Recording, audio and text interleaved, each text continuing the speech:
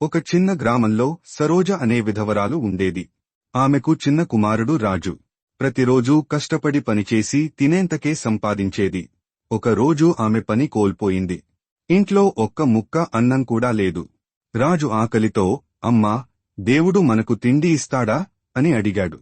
సరోజ కన్నీళ్లతో, మన దేవుడు మన అవసరాలను నింపుతాడు రాజు, ఫిలిప్పీయులకు రాసిన లేఖలో చెప్పినట్టు అని చెప్పింది. అప్పుడు ఆమె ప్రార్థించింది, ప్రభూ, నువ్వే నా పోషకుడు. కొన్ని గంటల తరువాత తలుపు దగ్గర తపాలా బంటూ నిలబడి ఉన్నాడు. అతడు చెప్పాడు, ఇది మీకోసం దేవుని సేవకుడు పంపిన ఆహారం మరియు మందులు. ప్యాకెట్లో బియ్యం, పప్పులు, నూనె, పాలు మరియు చిన్న చిట్టి ఉంది. అందులో వ్రాయబడి ఉంది, ఆయన మహిమలోనున్న తన ఐశ్వర్యమును బట్టి మీ అవసరములన్నీయు దేవుడు తీర్చును. సరోజ ఆనందంతో కళ్లలో నీళ్లు తెచ్చుకుంది. రాజు నవ్వుతూ, అమ్మా, దేవుడు మన ప్రార్థన విన్నాడు అన్నాడు. ఆ రోజు నుండి ఆమె ఎప్పుడూ తక్కువగా అనిపించుకోలేదు. ప్రతి ఉదయం కృతజ్ఞతతో చెప్పేది, నా దేవుడు తన మహిమయందున్న ఐశ్వర్యము చొప్పున నన్ను నింపుతున్నాడు. నా దేవుడు తన మహిమయందున్న ఐశ్వర్యము చొప్పున క్రీస్తు యేసునందు మీకు అవసరమైన సమస్తమును నింపివును.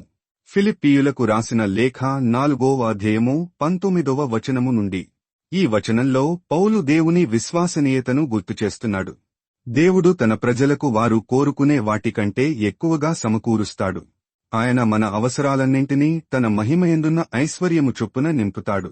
అంటే మనం ఆయన మీద విశ్వాసం ఉంచితే ఆర్థికంగా, ఆత్మీయంగా, శారీరకంగా, భావోద్వేగంగా ఏ లోటు ఉండదు. ఈ వచన భావము, దేవుడు మన పోషకుడు అంటే దేవుడు మనకు అవసరమైన ప్రతిదీ సమకూర్చుతాడు.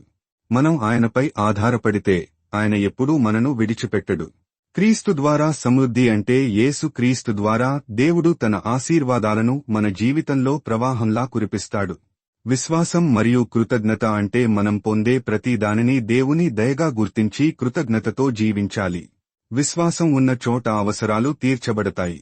ఒక మాటలో చెప్పాలి అంటే, దేవుడు మనకు సరిపడినంత కాదు, తన మహిమ ప్రకారం సమృద్ధిగా నింపే దేవుడు.